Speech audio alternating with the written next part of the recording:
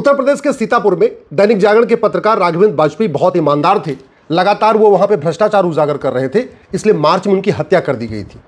हत्या की साजिश किया था विकास राठौर, निर्मल सिंह और असलम गाजी ने, क्योंकि वहां अवैध काम करते थे, अवैध कारोबार कर रहे थे और उसको लगातार राघवेंद्र वाजपेयी अखबार में लिख रहे थे। हत्या किया था संजय तिवारी उर्फ शकील, राजू तिवारी उर्फ रिजवान। अब आप नाम सुन के आश्चर्य कर रहे होंगे कि तिवारी है तो ये शकील कैसे हो गया और रिजवान कैसे हो गया। ये संजय तिवारी और राजू तिवारी दोनों सगे भाई थे। इनके पिताजी ब्राह्मण थे, तिवारी थे, इनकी माता मुस्लिम थी, इसलिए जो बच्चे पैदा हुए उनका नाम शकील और रिजवान हो गया। सामान्यतः यहाँ हमारे देश में पत्नी का सरनेम नहीं चलता, पति का सरनेम चलता है, लेकिन चूंकि यहाँ पे माँ इनकी मुस्लिम थी इसलिए पिता को मजबूर होके, तिवारी जी को मजबूर होके बच्चों का नाम शकील और रिजवान रखना पड़ा। बात केवल यह नहीं है, बात यह है कि क्या भ्रष्टाचार के बारे में अखबार में लिखना, अगर हत्या हो जाएगी लिखने पे तो कौन पत्रकारिता करेगा, किसकी इतनी हिम्मत पड़ेगी।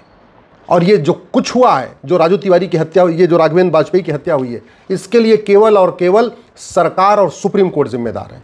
मैं इसलिए कह रहा हूं सरकार और सुप्रीम कोर्ट जिम्मेदार है क्योंकि जो संजय और शकील था, इसके खिलाफ सीतापुर, लखीमपुर, हरदोई, नोएडा में 25 मुकदमे दर्ज थे।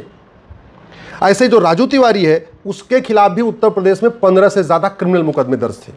जब ये संजय तिवारी और राजू तिवारी ने पहला अपराध किया, अगर उसी समय इनको पकड़ के इनका narco polygraph brain mapping test करके इनको जेल में डाल दिया होता, 10-5 साल की इनको सजा हो गई होती, तो ये बाहर न सुधर जाते 10 साल के अंदर, 5 साल के अंदर।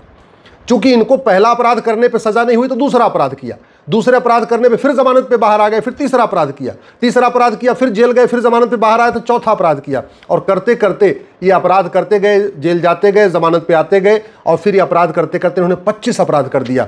25वां मर्डर इन्होंने पत्रकार राघवेंद्र वाजपेयी का किया था। कौन है जिम्मेदार राघवेंद्र वाजपेयी की हत्या के लिए? मेरा मानना है पत्रकार राघवेंद्र वाजपेयी की हत्या के लिए सरकार और सुप्रीम कोर्ट जिम्मेदार है, जिसने कभी आज तक न संसद में जस्टिस विद इन ईयर के ऊपर चर्चा हुई, न विधानसभा में जस्टिस विद इन ईयर के ऊपर चर्चा हुई, न सुप्रीम कोर्ट में जस्टिस विद इन ईयर के ऊपर चर्चा हुई। सुप्रीम कोर्ट में दुनिया भर की बातें होती है, बड़े बड़े फिलोसफिकल बातें होंगी, ये बातें वो बातें, उन्होंने ये कहा, अमेरिका में ऐसे जजमेंट आया, कनाडा में ऐसे जजमेंट आया। कभी जमीनी हकीकत देख ही नहीं रहे कि भारत में आदमी 25-30 हत्या कर कैसे रहा है, 25-30 अपराध कर क्यों रहा है, पहले अपराध पे क्यों नहीं सजा हो रही है। ये राजू तिवारी और संजय तिवारी 24 बार जेल गए और 24 बार जमानत पे आए, लेकिन इनका मुकदमा डिसाइड नहीं हुआ, इनको सजा नहीं हुई। सजा अगर हो गई होती तो पत्रकार राघवेंद्र वाजपेयी बच गए होते, उनका परिवार बर्बाद नहीं होता। भारत में बहुत बड़े पैमाने पे जो अपराध बढ़ रहा है उसका मूल कारण है सजा होती नहीं है। अपराधी 1 से 2, 2 से 3, 4 से 5 से लगातार अपराध करता जाता है। अगर कोई घूसखोर, कमीशनखोर, दलाल पहली बार में ही पकड़ लिया जाए, उसको 5 साल 10 साल की सजा हो जाए, भ्रष्टाचार खत्म हो जाएगा। अगर पहली बार में ही किसी जमाखोर, मिलावटखोर, कालाबाजारी करने वाले को, मुनाफाखोर को पकड़ के उसको 10 साल के लिए जेल में डाल दिया जाए, मैं गारंटी के साथ कहता हूं जमाखोरी, मिलावटखोरी, कालाबाजारी, मुनाफाखोरी बंद हो जाएगी।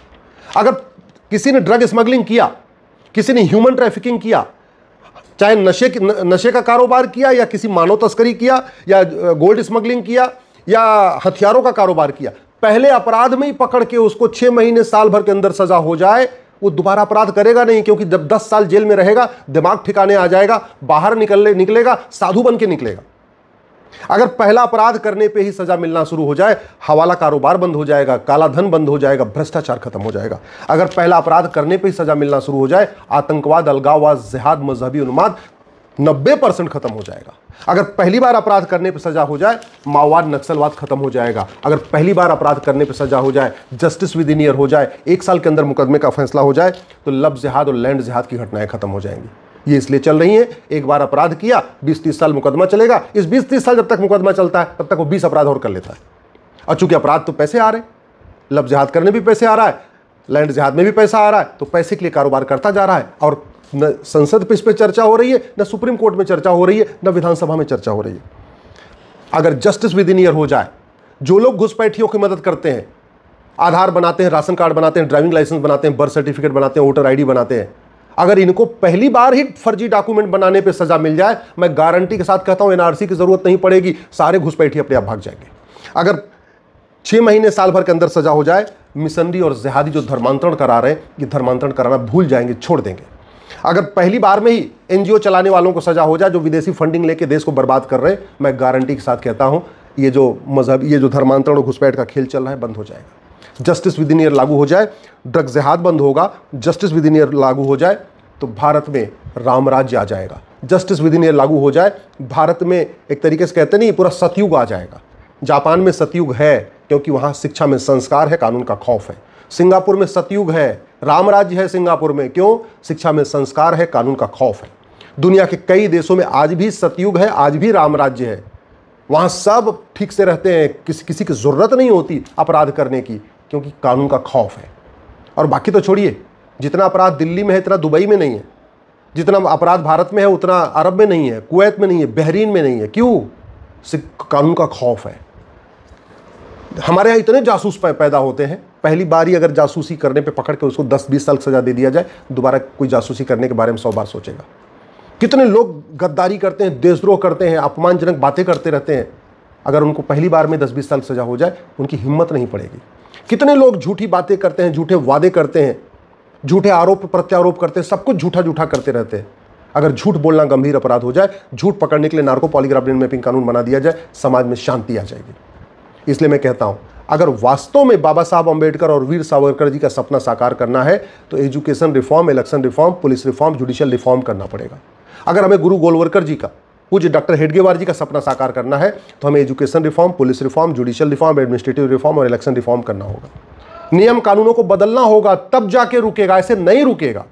कितनी भी हम कोशिश कर लें, कितनी भी बातें कर लें, कितना भी सेमिनार कर लें, कितनी भी और चर्चा कर लें, कोई सांसद बन जाए, कोई विधायक बन जाए, कोई मंत्री बन जाए, कोई मुख्यमंत्री बन जाए, जब तक सिस्टम नहीं बदलेगा, शिक्षा में संस्कार नहीं होगा, कानून का खौफ नहीं होगा, तब तक लोगों की हत्या होती रहेगी। और इस पूरे सिस्टम में परेशान कौन हो रहा है? ईमानदार आदमी परेशान हो रहा है।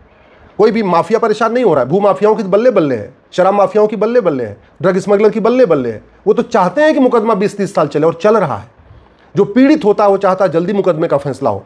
जो प्रताड़ित करने वाला होता है, चाहे वो माफिया है, चाहे अपराधी है, चाहे वो घूसखोर है, कमीशन खोर है, वो चाहता है मुकदमा लंबा चले और लंबा चल रहा है। बलात्कारी चाहता है मुकदमा लंबा चले और पीड़िता चाहती है मुकदमा जल्दी खत्म हो और मुकदमा लंबा चल रहा है। इसका मतलब ये हमारी न्यायिक व्यवस्था बलात्कारी के पक्ष में है। वर्तमान जो सिस्टम है, पुलिस सिस्टम, जुडिशियल सिस्टम, इतना सड़ चुका है कि लोगों के मन में कोई भय ही नहीं है कुछ भी करने के। न रोड ट्रैफिक लाइट, ट्रैफिक का नियम तोड़ने में उनके मन में कोई खौफ है, न अपराध करने में खौफ है, न चोरी लूट झपटमारी करने में कोई कानून का खौफ है, न भ्रष्टाचार अपराध करने में कोई कानून का खौफ है, न लब जिहाद लैंड जिहाद करने में कानून का खौफ है, न धर्मांतरण कराने में कानून का खौफ है, न जासूसी गद्दारी करने में कानून का खौफ है। क्यों खौफ नहीं है? क्योंकि हमारी पुलिस प्रशासनिक व्यवस्था गुलामी वाली चल रही है, हमारी न्यायिक व्यवस्था गुलामी वाली चल रही है। मुकदमे 20 साल डिस्ट्रिक्ट कोर्ट में चलते हैं, 20 साल हाई कोर्ट में चलते हैं, 10 साल सुप्रीम कोर्ट में चलते हैं। सजा देने में 50-50 साल लग जाता है।